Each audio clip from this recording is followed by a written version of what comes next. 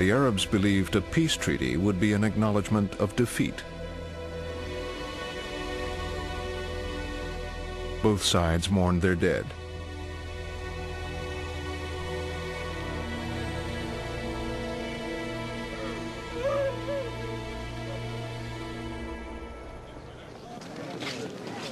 Even before the ceasefire agreements were signed, Israel held its first democratic election.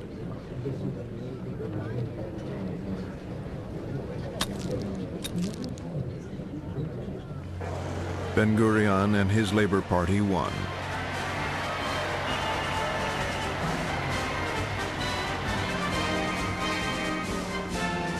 Israel celebrated the triumph of its armed forces. But the Arabs refused to recognize Israel's right to exist.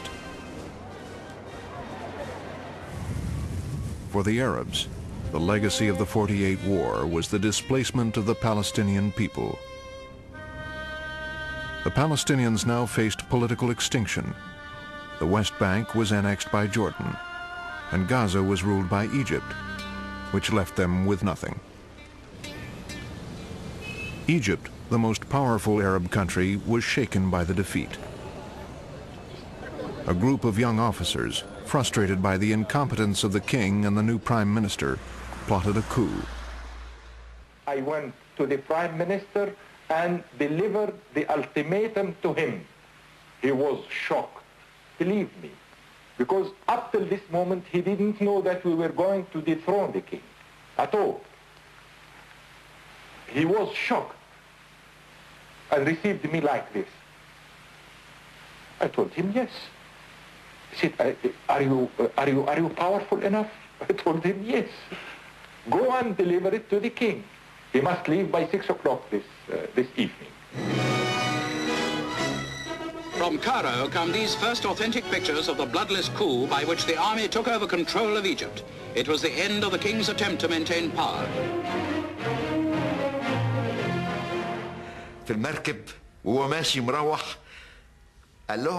As we took the king to the ship, he said, "You ate me for lunch before I could eat you for dinner." Egypt's new leader, Gamal Abdel Nasser, pledged radical reform. There were 6 principles: to put an end to colonialism, to put an end to feudalism, put an end to corrupted of exploitation by capitalism.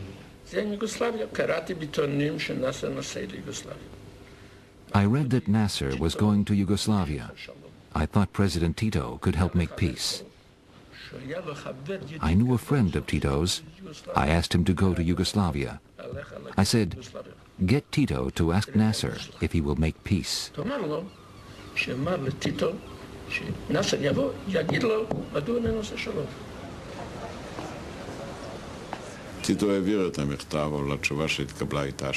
Tito passed on the message. Nasser said that if he was seen talking to Israel, he would be overthrown, even killed. Sharet, Ben-Gurion's foreign minister, initiated more secret contacts. Sharet believed the best way to ensure the security of Israel was to understand the Arabs and negotiate peace. Sharet sent Yvonne to Paris, the UN General Assembly's temporary home.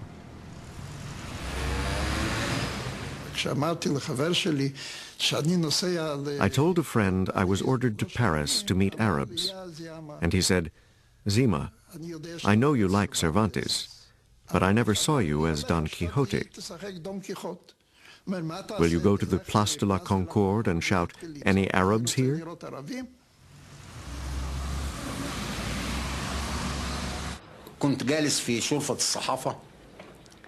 I was sitting on the balcony of the UN. A young man came in and sat next to me. We began to talk. I said to him, "My dear sir, I am a Jew." I looked in his face. I saw no sign of embarrassment. So I asked him, "Who do you represent?" When I pressed him, he said, Sharet.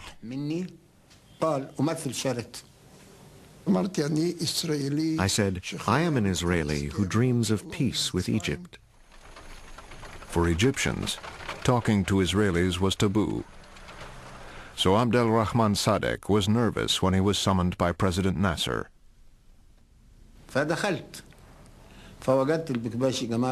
I went in and I found Gamal Abdel Nasser standing in the middle of the room. He said, I want to tell you that you have my permission to continue talks with the Israeli in Paris. The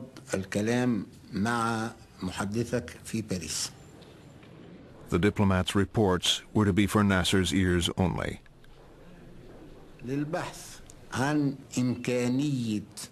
He said, I want you to see if there is a chance of avoiding bloodshed.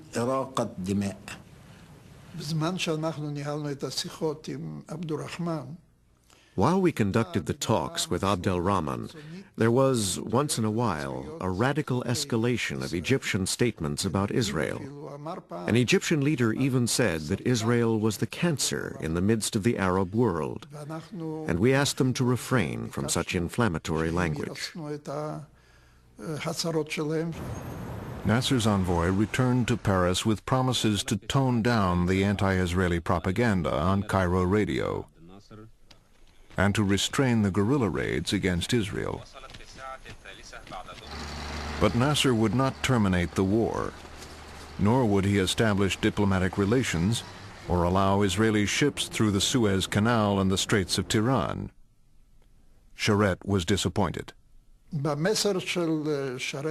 Sharet's message said that we were sorry, of course, that the Egyptian government would not change its official policy, which was a clear anti-Israeli policy. Sharet's repeated offers to start peace negotiations were turned down. I had realized that the Israelis continuously say that they want peace. I realized also that the Arabs refused to talk. Israel desperately needed peace. Jewish refugees from Europe and Arab countries were streaming in.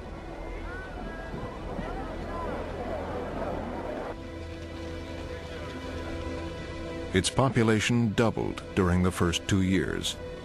Its economy was in ruins.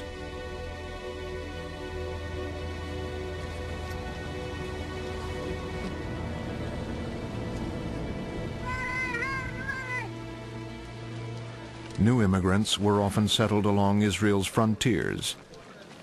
They lived in fear of frequent Arab raids.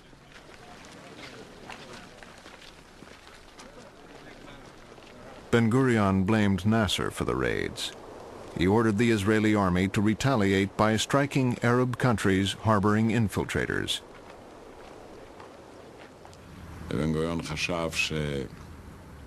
Ben-Gurion knew Arab villagers supported these terrorists.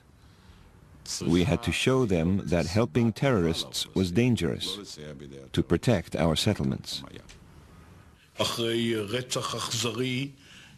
I was called to see Moshe Dayan.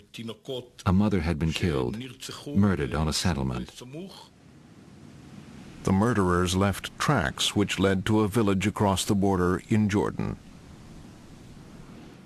My orders were to reach the village in Jordan. We had to blow up as many buildings as possible and cause as many Arab casualties as possible. The tiny village of Kibya on the Israel-Jordan border is in ruins as day survivors relate how troops struck across the frontier at night. They accuse Israeli forces of leveling buildings with grenades, shellfire, and explosives, trapping entire families in the rubble. The attack prompts the United States, England, and France to deliver their sharpest rebuke to Israel since its founding.